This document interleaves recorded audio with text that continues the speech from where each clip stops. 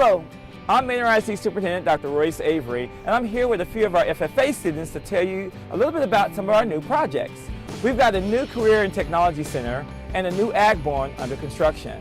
We're training students for the jobs of the future here at Manor ISD, and these new facilities will take our programs to the next level. Come take a look. We are expanding our Ag Barn to create a show barn space for students to show their animals. So our existing barn is where we raise the animals and the students learn, but what we will expand that barn to include is a place for students from around the region to come and compete in showing their animals.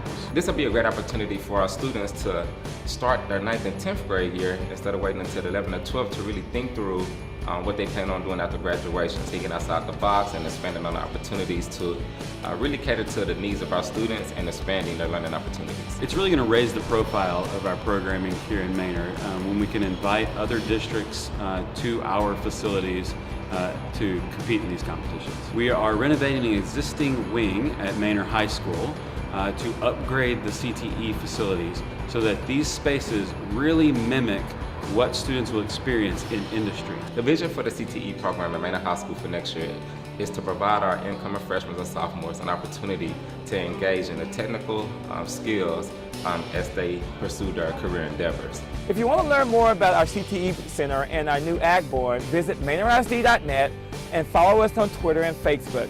Go Mustangs!